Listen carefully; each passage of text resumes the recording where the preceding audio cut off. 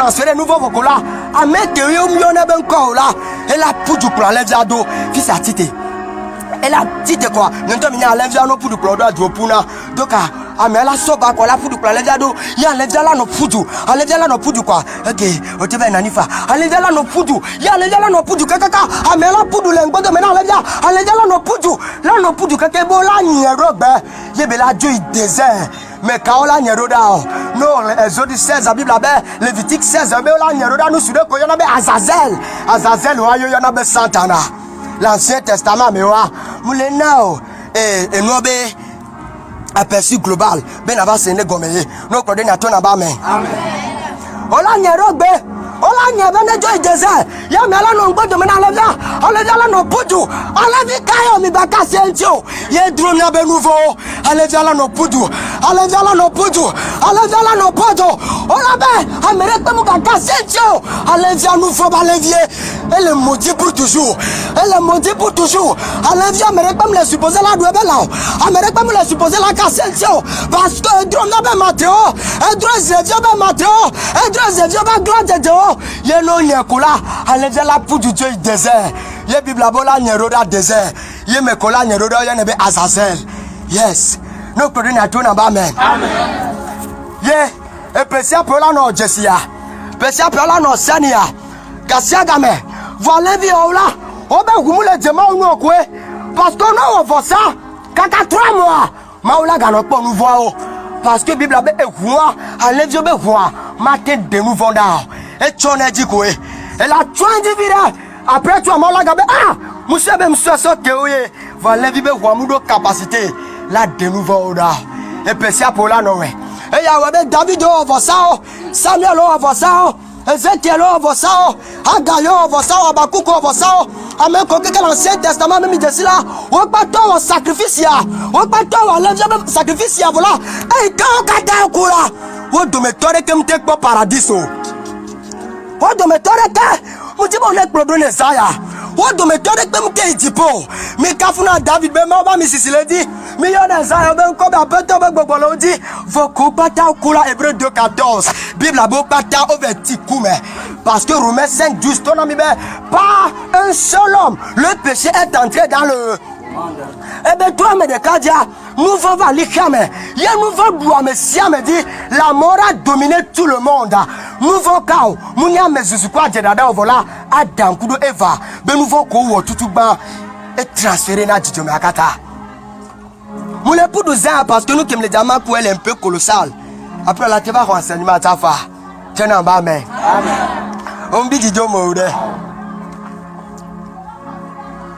donc baba vous c'est là vous sommes telle de vieux David do vous ça ya Salomon ben mort de cao et ça va perdre de cas ni mina be histoire alumewa e wu apere ka mu jema wu no Bible be gbere ka ma o le dipo be akwa ni gbaji pora be est-ce que amerele kebenti na amereba 3 Bible be e kwa ni gbaji kaka som 14 verset 2 e ba mere pe tete mu le nyanu to cha lo do me o e ba mere pe npa le kokko parce que vous connaissez le Coran là et n'y a pas de le wanti enlève donc pas le enlève ba vous manquez de beto be nouveau on vient vous kokwe on vient vous le kejo e vous le ke mu nyanu ko yana be nouveau nous kenya enlève be vous nous ka enlève be vous la tewo e ya we be na me okula ame kokoko l'Ancien Testament mais Daniel o Elisa o Esaïa o ko pata okula Koku parce que me le da popo no que Yesu taku itie penti me le pompo ya na odo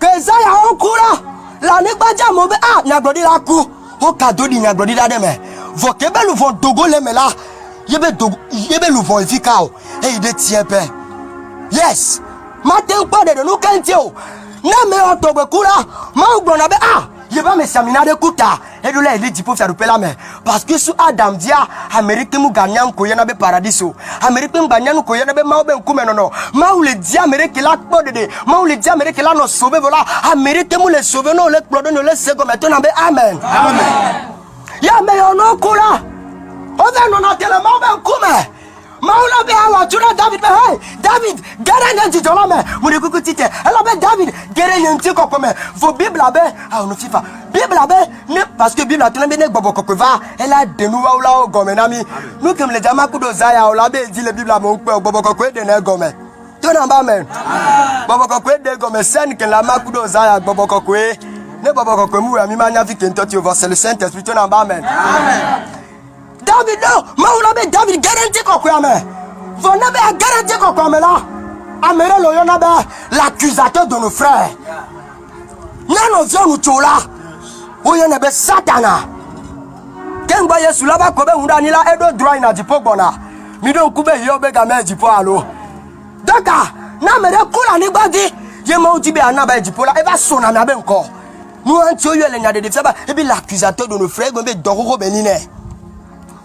Eba sona bebe nkola be ao mate jipo ye maula be no kenti mate jipo be e subo la nigba e wodona e gbona ni ye be gbogbo odokudu e Satan ala be to gbogbo odoku ti vola mate jipo maula be no kenti o ye be la be bien se be fiko disoma bien se be me ke dio parce que nani bo diso adame nani be ko diso adan ko vamela mouvant yika dan ko va ola automatiquement on l'a crédité né. On laisse comme ça. Il y a un autre qui devient que déjà pour opérer quand tu as la déjà ben nouveau là. Non Dieu ben on pose mais tu as déjà nouveau là parce que Bible a tenu les Yoba le temps André mais ben et nous du matin de tout nous major on peut là. Un homme saint ne peut pas sortir de quelqu'un qui est impur. Et que Adam quoi va don au dit taille 7 au diable coup de dit mais là de vie si de vie qu'on dit là on doit mettre le coco. David won do me tore pe mu le koko o pa tom le koko o jibi ana be koko na be koko vola o be nouveau be jojo me ke Adam impacté na ota o do me tore ke matin po de o we be Satan sona nko na o la be mate jipo ye ma o la bien Satan be nous quand tu be mate jipo accusateur nous quand tu la be mate va nous ti koko amo ye Bible la be Satan la be o dissoit Adam. Ne réponse à Nibe, ne Santana Grona Maube, o dissoit Adam Kola, Maube argument quand à la guette Simene. Parce que Maou le diable que la porte de Dieu, ne laisse me le glogomeo. Maou le diable que la porte de Dieu. Venez question, est-ce que Adam yo dissoit? Ne réponse à Adam yo dissoit Kola automatiquement. Santana et Boudi le procès. Est-ce que je me peux faire pas l'homme ou quelque part parce que une fois qu'on dissoit dans mes corps automatiquement et nous voyons là. Ou bien me coco là. Non quoi ben le voto l'homme. Oh il m'a ben comme. Il m'a ben non il dit comme là. Amen tu la va sonner encore. There is no way et mamuleo. Parce que dissoit dans mes. Yes, Satan ala gobe, mujesi noa, mujesi toi, mujesi toga, toga. Il va correr Adam dit, donc à mater dipo. Il m'a lavé ah désolé. Oh mater dipo. Nous va faire tuer nie. Donc à comme au Dieu, ce nouveau moteur ni nouveau lata. Et kudo nous sende Dieu. Le salaire du péché c'est la mort. Il no le courir Daniel intila. Et ça les gars mais. Quand va Yesu la vewa parce que Yesu va s'atro. Ah, on peut donner ça. Daniel, on nous cao. Daniel, David, Ezekiel, on batala. Non, toi, tu le moment comme Satan a son konoko. Vous procédez comment on l'a fait. Ah, vous dites même quelque part de deux fois, mais matin pas de deux parce que nous volons bien. Il y a Daniel, Yob, on bata, Elisa, apparemment quand il dit possible Elisa coup de non qu'on est là à mon patala et coulé au daré bablate mon lena sa Romains 5 verset 12 Hébreux 2 aussi yo kata o le kube gamome o kata no le kudo ntia o le kube bablate o le kame o le note kwa me revo me anko va alavi ko so le sava mutela honao alavi mutela honao alavi sona nouveau kenava kaka tromo un an kwa mola ga kwa nouveau fifi ola no bablate et coule dominé et ben par un seul homme la mort a régné Def règne et ben la mort a régné comme roi et coup boufiant et coup ma boufiant parce que on nous vote et coule dominé mais quand on a du coup dio amerodon kono be jobe ku enifion e ku munifion la vire gbo ni abe Yesu enafia amen.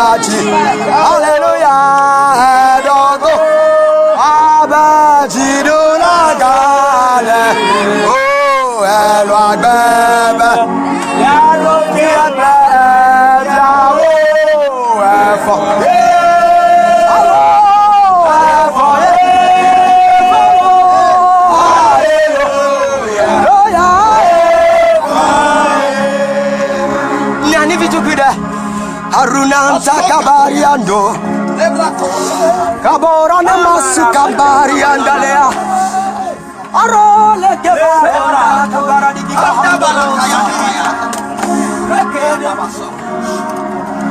Daniel Gahame